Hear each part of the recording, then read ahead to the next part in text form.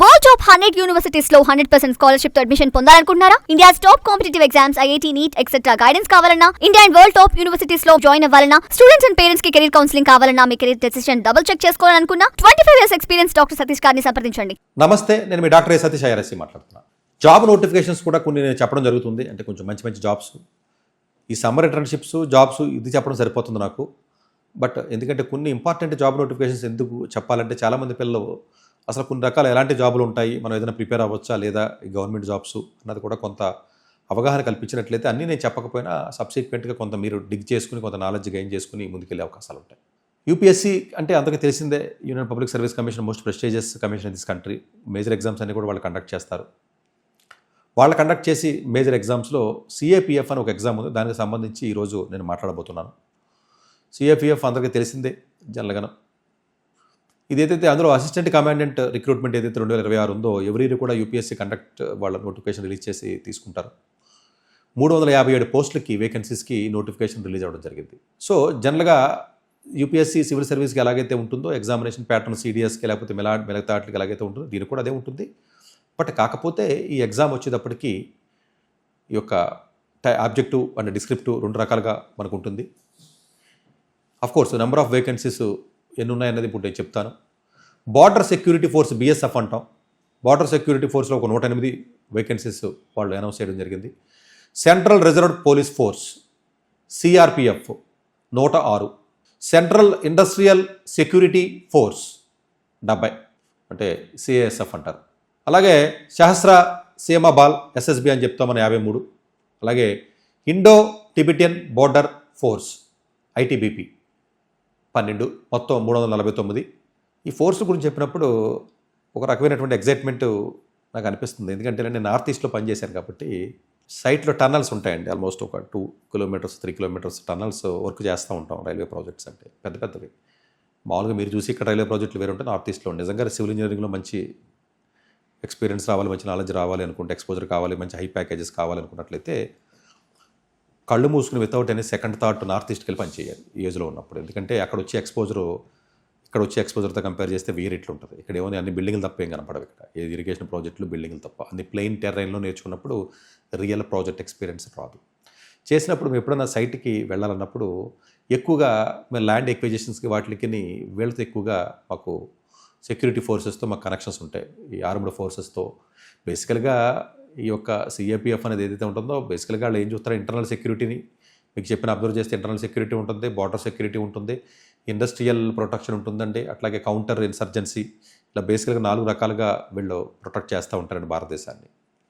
So ఎప్పుడన్నా మేము సైట్కి వెళ్ళినప్పుడు ఒక 2-3 జీపులు ఉంటాయి మా వెనకాల సెక్యూరిటీ అనమాట. వాళ్ళు రిక్వెస్ట్ చేస్తే వాళ్ళు పంపిస్తారు. ఎందుకంటే కొన్ని ఏదైనా కిడ్నాప్లు ఇవన్నీ జరుగుతాయి. బట్ అలాంటివి జరగలేదు అనుకోండి. ఫస్ట్ మీకు ఒక ఐడియా గురించి చెప్తున్నా. బార్డర్ సెక్యూరిటీ ఫోర్స్లో కూడా వర్క్ చేస్తూ ఉంటారు. చాలా అంటే ఎక్కడే అవసరమైతే ఆ డిపార్ట్మెంట్ కోఆర్డినేషన్ తీసుకుని కోఆర్డినేషన్తో ప్రాజెక్టులు చేసుకుంటూ ముందుకెళ్తూ ఉంటాం. ప్రతి డిపార్ట్మెంట్కి ఒక డిపార్ట్మెంట్తో లింక్ ఉంటుందండి, అనుసంధానంగా ఉంటుంది నార్త్ ఈస్ట్లో జనరల్గా. మేము రోడ్ వర్క్లు చేసేవాళ్ళు ఉంటారు, అట్లా ఉంటారు. సో వాళ్ళ క్యాంప్స్లోనే ఉండేవాళ్ళు మేము.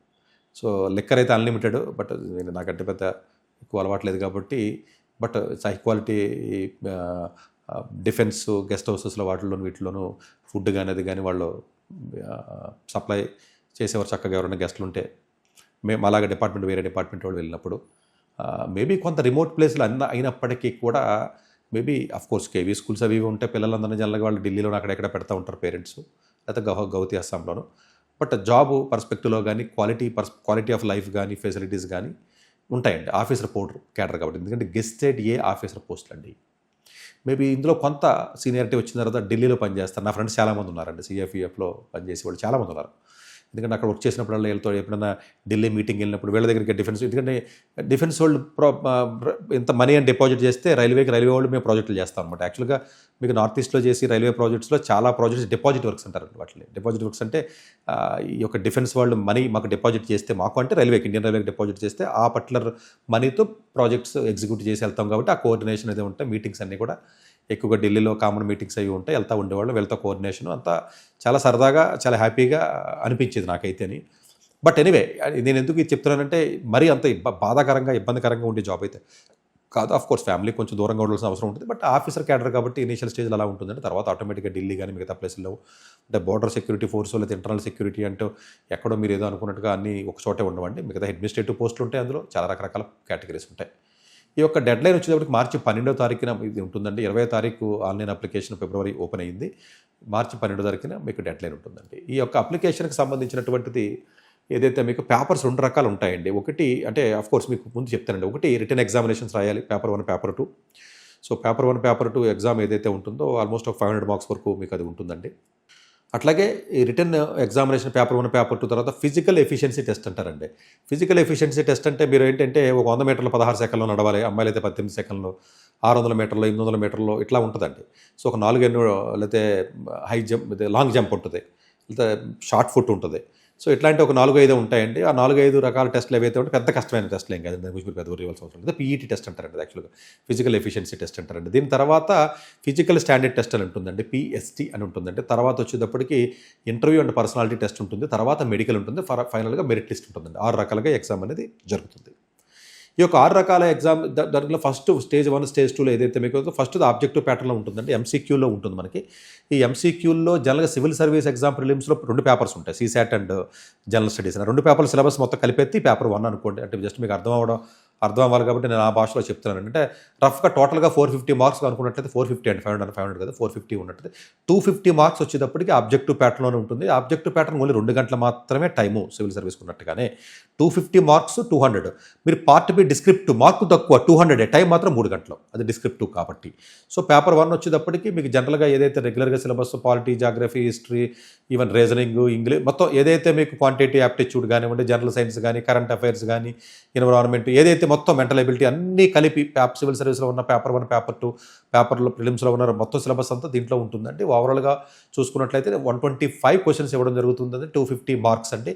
ఒక్కొక్క క్వశ్చన్కి 2 మార్క్స్ ఉంటుందండి. నెగిటివ్ వచ్చి 1/3 ఉంటుంది, కొంచెం కేర్ఫుల్గా ఉండండి. సో అట్లాగే పేపర్ 2 డిస్క్రిప్టివ్ ఉంటుందండి. డిస్క్రిప్టివ్లో మళ్ళీ 2 రకాల కేటగిరీలు ఉంటుందండి, part A and part B ఉంటుంది. పార్ట్ ఏ వచ్చి 80 మార్క్స్ ఉంటాయండి. 4 క్వశ్చన్స్ ఇవ్వడం జరుగుతుందండి. 4 క్వశ్చన్స్ మొత్తం అంతా జనరల్, అంటే అటు ఎన్విరాన్మెంట్లో సంబంధించినటువంటి దాని మీద కామెంట్ చేయమనొచ్చు, లేకపోతే పబ్లిక్ అడ్మినిస్ట్రేషన్ కానీ, పొలిటికల్ కానీ, లేకపోతే ఇంటర్నేషనల్ రిలేషన్స్ కానీ, హిస్టారికల్ థింగ్స్ కానీ, ఎక్కువగా సైన్స్ అండ్ టెక్నాలజీకి సంబంధించి కానీ, ఇట్లాంటి వాటికి సంబంధించినటువంటిది ఏదో ఒక స్టేట్మెంట్ ఇచ్చి దానికి సంబంధించి మీరు రాయమని చెప్తాడు వాడు.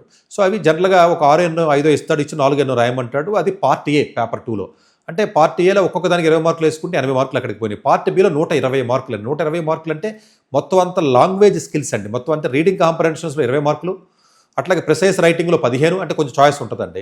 అట్లాగే డెవలప్మెంట్ అంటే కౌంటర్ ఆర్గ్యుమెంట్ చేయవలసి ఉంటుందండి. 40 మార్క్స్, ఇది చాలా ఇంపార్టెంట్. అంటే ఒక స్టేట్మెంట్ ఇస్తాడు, మీరు కౌంటర్ ఆర్గ్యుమెంట్ కింద దానికి రాయవలసి ఉంటుంది. అట్లాగే గ్రామర్ కానీ, లాంగ్వేజ్ కానీ 25 మార్కులు ఉంటుంది. అలాగే పారాగ్రాఫ్ కానీ, ఇదంతా ఓవరాల్గా చూసుకున్నట్లయితే మొత్తం కలిపి 120 మార్కులకి పార్ట్ బి ఉంటుందండి. పార్ట్ ఏ 80, పార్ట్ బి 120, మొత్తం 200 మార్కులకి 3 గంటల టైము. ఇది డిస్క్రిప్టివ్. పేపర్ 1 వచ్చేటప్పటికి objective, mental ability, reasoning, logical reasoning plus GS మొత్తం కలిపేసి 250 మార్క్స్, 125 క్వశ్చన్స్. ఇది ఓవరాల్గా 450 మార్క్స్ ఉంటుంది. ఇది ప్రిలిమ్స్ మెయిన్స్ అన్న కాన్సెప్ట్ కాదు. కలిపి 450 మార్క్స్ ఏవైతే ఉంటాయో జనరల్గా 300 అలా వస్తున్నట్లయితే సర్వీస్ ఇంటర్వ్యూ సెలెక్ట్ అయిపోయే అవకాశం ఉంటుంది ఓపెన్ కేటగిరీ వాళ్ళు. సో ఇది ఓవరాల్గా ఉన్నటువంటి పేపర్ టఫ్నెస్ బట్టి ఉంటుందండి. స్కోర్ మీకు రఫ్గా చెప్పాను నేను. సో అట్లాగే హైట్ మేల్, దీనికి ఫిజికల్ స్టాండర్డ్స్ ఏదైతే చెప్పానో 165 సెంటీమీటర్స్ మేల్ ఉండాలంటే, ఫీమేల్ వచ్చి 157 ఏదైతే రిక్వైర్మెంట్ ఉందో ఆ రిక్వైర్మెంట్ ఉండాలి. ఈ ఎగ్జామ్కి సంబంధించినటువంటి ఎవరైతే ఎగ్జామ్ ప్రిపేర్ అవుతారో, ఈ ఎగ్జామ్ వచ్చేటప్పటికి జూలై 19th ఎగ్జామ్ అండి, సండే ఎగ్జామ్ జరుగుతుంది. 19th జూలై, 12th మార్చ్ ఇది లాస్ట్ డేట్ అప్లై చేసుకోవడానికి. ఎగ్జామ్ తప్పనిసరిగా రాయండి. ఎవరైతే సివిల్ సర్వీస్ కానీ, స్టాఫ్ సెలక్షన్ కమిషన్ CGL కానీ, CDS combined defence service exam ఎవరైతే రాస్తారో మోస్ట్ ఆఫ్ ది థింగ్స్లో ఈ సిలబస్ మ్యాచ్ అయిపోతుంది కాబట్టి అడిషనల్గా మీరు ప్రిపేర్ అవ్వాల్సిన అవసరం లేదు.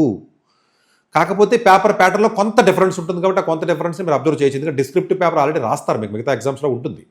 ఈవెన్ EPFOలో కూడా రాస్తూ ఉంటారండి జనరల్గా.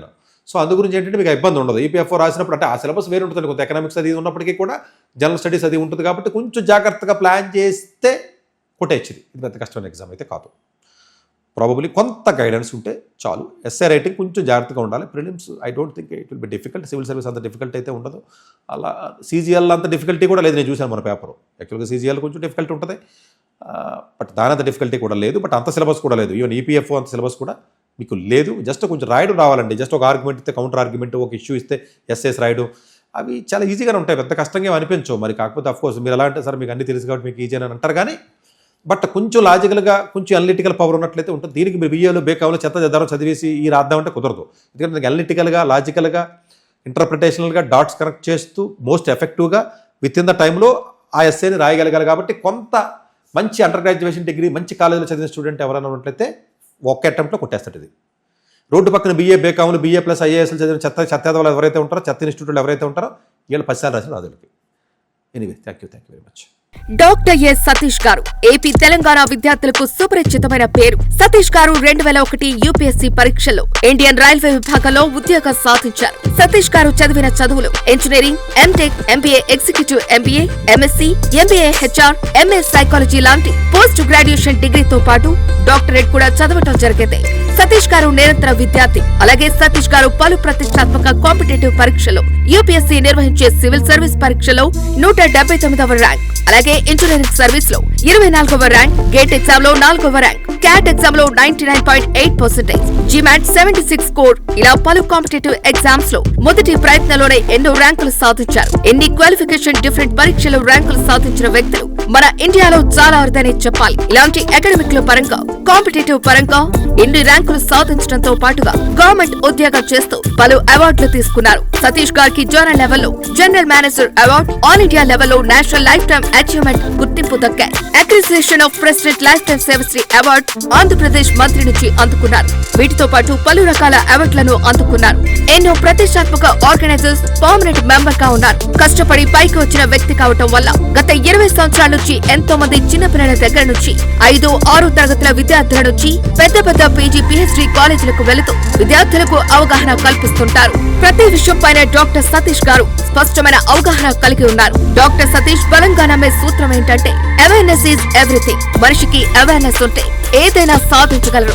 ఒక్క మోటివేషన్ తోనే కాదు, ఏది చేయాలి, ఏది చేయకూడదు, ఎలాంటి డెసిషన్ తీసుకోవాలి అన్న విషయాలపై, ముఖ్యమైన విషయాలపై అవగాహన కల్పిస్తుంటారు. అలాగే గవర్నమెంట్, ప్రైవేట్ జాబులే కాకుండా ప్రపంచ దేశాల్లోని జాబ్స్ పై కూడా అవగాహన కల్పిస్తుంటారు. ఉద్యోగాలతో పాటు పెద్ద చదువులైన IIT వంటి వాటిపై సెషన్స్ నిర్వహిస్తూ ఉంటారు. ఇప్పటి వరకు 3 లక్షల సెమినార్స్ ₹1 తీసుకోకుండా ఉచితంగా నిర్వహించారు. ఇందులో భాగంగా మన 99 TV ద్వారా విద్యార్థులకు మోటివేషన్ ఇవ్వటానికి మీ ముందుకు వస్తున్నారు డాక్టర్ సతీష్ గారు.